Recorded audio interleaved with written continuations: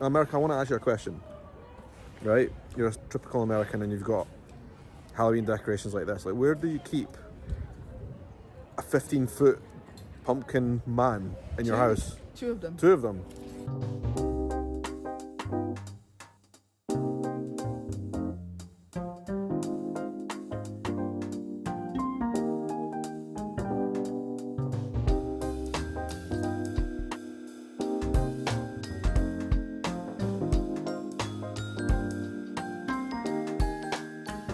Alright, so we've now arrived in Beacon Hill. This is a neighbourhood everyone told us to come. First of all, because the Halloween decorations are still out and they are quite spectacular. Look, every house in the neighbourhood is dressed up like that. It's quite amazing. Except from a culture like mine, it doesn't really come from a place where we have loads of Halloween decorations. To see all this, it's mental, and for it to be so really sunny. Anyway, we were told to come here because it's picturesque, and we're going to take some photos as we walk around. Just enjoy it, really. Colours. We're not alone. So this street right here behind me is called Acorn Street up here on Beacon Hill. This is widely known and has won many awards and it's got lots of recognition as being the most beautiful street in anywhere in America. Apparently that is the thing. That's what the awards say. Those are pretty epic rocks down there. I'm not sure you could take a bike down there, but we're going to go for a walk and have a look, see what it's all about, take some photos, do the whole tourist thing. Exactly the same as what people do in Edinburgh at Circus Lane. Well, when in Rome.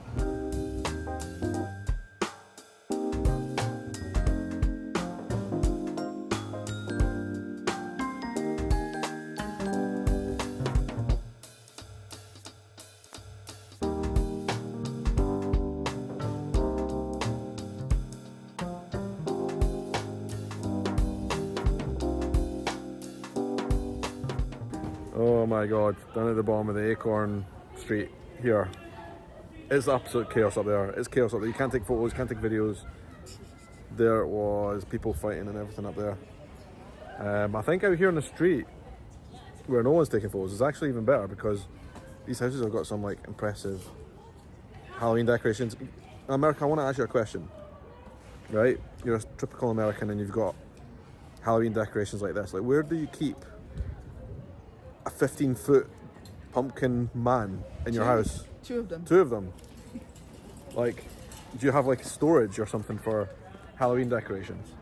It's pretty epic, I've got to say. But I want to know the logistics of that. Unless maybe the house is massive, I don't know. Probably is.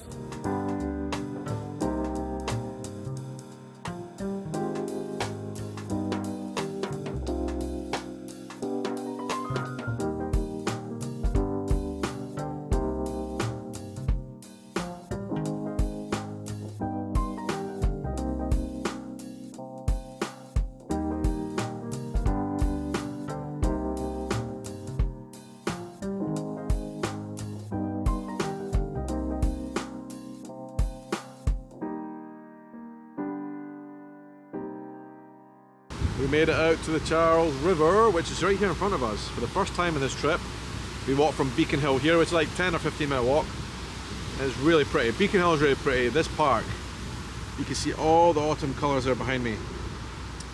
And although it's really, I still can't get over how hot it is, guys. 24 degrees today. That's mental, considering we're now officially in November. It's the 1st November. But there's this lovely breeze coming off the water, which is keeping us cool. Things have just flipped around. I just cannot believe how warm it is. Like, I'm never going to get over this. But anyway, we've had a good time walking down to this park, and we're going to walk now back, I think, towards the Italian neighbourhood, North End, and get some food. Yeah. How are you feeling about Boston so far? It's nice, but it's probably because the temperature is really, really nice as well. No, but it's pretty. That's a pretty city.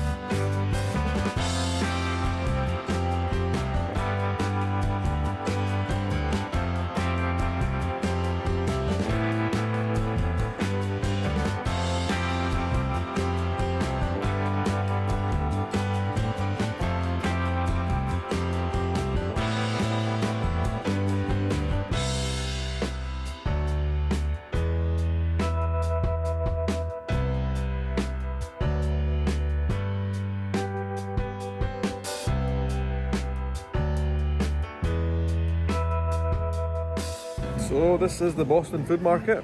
There's quite a lot of stalls here selling different things. A lot of them are closed now because we're here quite late. But we're not that far from the North End, so we're going to head into there, see what's open, see what's around, maybe get a bakery and maybe try some of the famous things that everyone tells us that we should try when we're there. And we're pretty starving now. Time for food.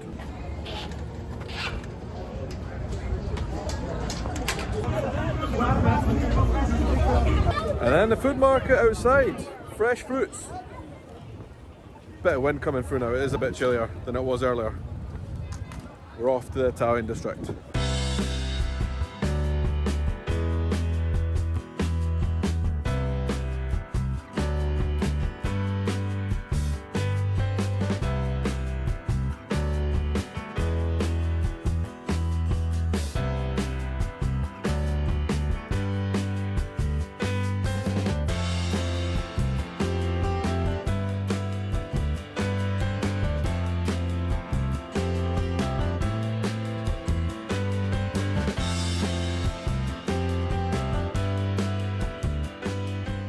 Alright, so we are back from Monica's, back from the streets.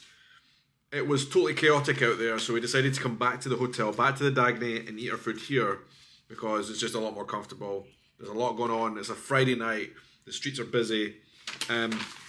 This sandwich though, honestly, this is a classic Italian sandwich that people eat here in Boston. This thing is gargantuan. It's giant, look at that. It is huge. I got the spicy Parmigiana.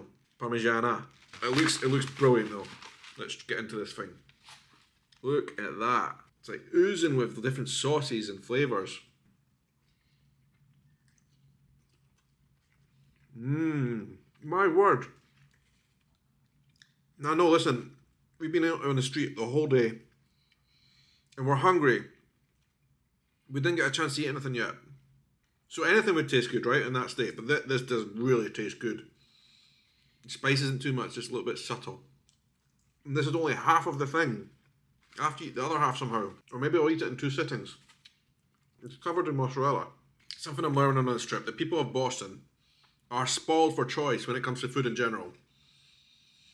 Italian sandwiches are just out of this world. Italian food in general is out of the world. Out of this world. It's so good.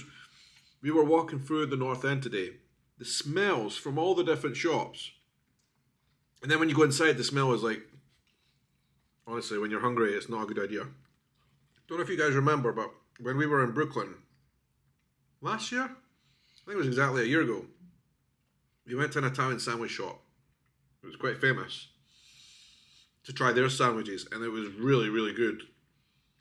I think, and I'm all a mess here, just gonna have to put up with it because this is messy eating. I don't know if that was better or not, but there's no point comparing. All you can say is the food here, the Italian food, is just very, very good. And it's really authentic as well. You can just tell these buildings, these places have been there for generations. They use good ingredients. They don't skimp on the food either. Right, can I eat the second half? I don't know. I've had half already and I'm like very, very full. We probably could have shared this between me and Taki, to be honest. We never learn. We never learn these mistakes. The thing with this as well that's good is the bread is homemade and so good. One question I have though. If you live here in Boston and you have access to sandwiches like this, would you ever get sick of them? I think you might do. They're not that cheap to eat every day as well. $20 each. You can definitely share this between 2 people. And that's what me and Taka should have done. But I always say never go shopping when you feel hungry because you're going to buy everything. The same as when you go into an Italian sandwich shop. Don't go in there when you're hungry because you're just going to buy like the whole lot.